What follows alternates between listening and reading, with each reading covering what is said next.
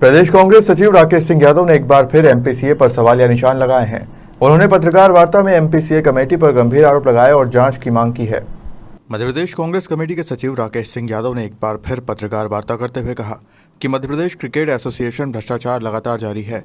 उन्होंने पत्रकारों से चर्चा करते हुए कई आरोप लगाए। उन्होंने कहा कि अवैध और गैरकानूनी रूप से एमपीसीए कमेटी का गठन कर रखा है, जिसका कार्यकाल 1 अक्टूबर 2022 को समाप्त हो चुका है। समय बढ़ाने या चुनाव कराने की अनुमति भी रजिस्ट्रार फर्म एंड सोसाइटी से प्राप्त नहीं की है और आज तक कमेटी को सुचारू रूप से जारी रख रखा है। उन्होंने मैच की टिकट को लेकर भी एमपीसीए पर निशाना साधा। उन्होंने कहा है कि कॉम्प्लीमेंट्री टिकट का खेल लोढ़ा कमेटी के नियमों का उल्लंघन किया गया है। क्या प्रमुख आरोप है आज एमपीसीए? देखिए, एमपीसीए के जो घोटाले हैं उसका लगातार हम एक जन आंदोलन के तहत उजागर कर रहे हैं। आज 5 प्रमुख आरोप हैं। सबसे पहली बात कि एमपीसीए का जो कार्यकाल था वो 1 अक्टूबर 2022 को समाप्त हो गया है। ये अंतिम दिन था जब अध्यक्ष और सचिव और अन्य कार्यकारिणी अपने पद पर कायम थे, लेकिन जो मैच होना था उसमें जो करोड़ों का घोटाला होना था उसको देखते हुए ये बात छुपाई गई। ना एजीएम में प्रस्ताव किया गया कि समय बढ़ाया जाएगा कार्यकारिणी का, ना फॉर्म एंड सोसाइटी में कोई आवेदन दिया गया कि हमारी कार्यकारिणी का समय बढ़ना है, चुनाव लेट होना है, मैच हो रहा है, क्योंकि एक घोटाला करना था, आर्थिक घोटाला था। सब कुछ चुपचाप किया गया। जब ये पता किया गया कि फर्म सोसाइटी में कोई लेटर या कोई सूचना आई है तो कुछ भी नहीं आई है। तो ये अपने आप में गंभीर अपराध है कि जो लोग पद पे नहीं हैं, जो अध्यक्ष ही नहीं है, जो सेक्रेटरी नहीं है, वो इतना बड़ा आयोजन करा रहे हैं, करोड़ों का टिकट का कालाबाजारी कर रहे हैं, टेंडर घोटाला कर रहे हैं, सिक्योरिटी घोटाला कर रहे हैं, और इसके बाद इस शहर में कोई इनको बोलने वाला नहीं है। ये वो सफ़ेदपोश लोग हैं जो कानून को अपनी जेब में रख के चलते हैं। इस सारे मामले की शिकायत मुख्यमंत्री को, फर्म एंड सोसाइटी के जो संबंधित मंत्री उनको की गई है। मुख्यमंत्री से निवेदन किया गया है कि कलेक्टर के अधीन आता उन्हें निर्देश दें कि तत्काल सारा रिकॉर्ड जब्त करें ताकि बैक डेट में कोई एंट्री ना हो सके, और रिसीवर एमपीसीए में बिठाएं, उसके बाद चुनाव कराएं। क्योंकि सिंधिया का वरदस्त है भ्रष्टाचार और संरक्षण पर, पूरा संरक्षण है भ्रष्टाचार को लेके। तो इतना आसान नहीं है कि एमपीसीए पे कार्रवाई की जाए, लेकिन इसके बाद भी जनता के समक्ष ये सारी बातें ले जाई जा रही हैं। दूसरा सबसे बड़ा मामला है कॉम्प्लीमेंट्री टिकट का।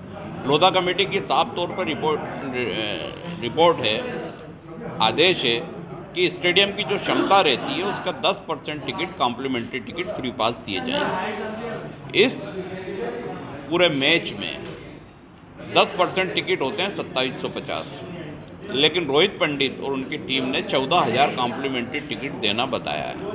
तो ये कैसे संभव है कि लोढ़ा कमेटी की रिपोर्ट का उल्लंघन करके ये एमपीसीए काम कर रहा है? क्या एमपीसीए का रजिस्ट्रेशन रद्द नहीं होना चाहिए? क्या इनके खिलाफ एफआईआर दर्ज नहीं होना चाहिए?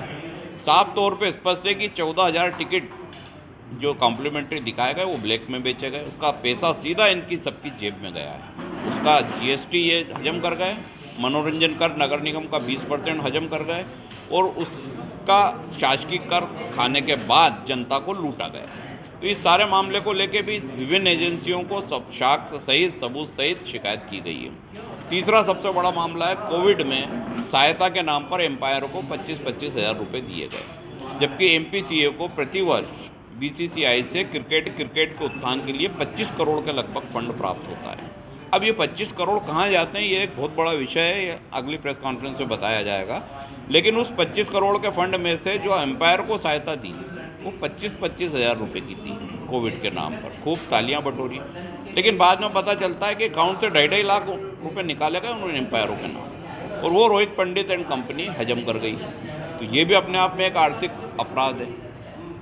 तीसरा सबसे बड़ा घोटाला है कबाड़ का घोटाला, जो सिंधिया के खास प्रसून कर्मणी करें। वो हर मैच के बाद कुर्सी टूटने के नाम पर, डैमेज के नाम पर जो स्क्रैप बेचते हैं और वापस नया लगाते हैं, उसमें 40 से 50 लाख रुपए का खेल होता है। सब में पैसा बढ़ता है। 4 मैच अगर हुए तो वो 2 करोड़ के आसपास का खेल हो गया। इसका कोई रिकॉर्ड नहीं है, इसका कोई अकाउंट नहीं है। परवारे अटाला बेचा जाता है और परवारे नए बिना टेंडर काम कराए जाते हैं। तो ये भी अपने आप में एक बहुत बड़ा अपराध है।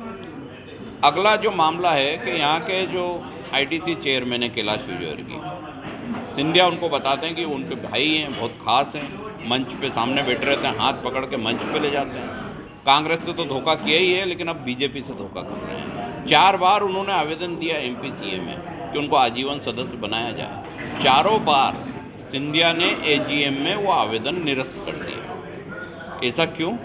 अब तो भाजपा में 2 साल हो गए हैं, उनको MPCA का आजीवन सदस्य बनाना था, लेकिन नहीं बनाया, क्योंकि वहाँ परिवारवाद है, वहाँ सिंधिया का कब्जा है, वहाँ बाप बेटा पोता यही बनते हैं, और सदस्यों में यही है कि बाप है, फिर बेटा है, फिर पोता है, उनने अपने संविधान में कर रखा है। अगर उनने अपना संविधान बना रखा है तो इस देश को ऐसे MPCA की ज़रूरत नहीं, इस प्रदेश को ऐसी MPCA की ज़रूरत नहीं। सरकार को चाहिए कि इस पर प्रतिबंध लगाए।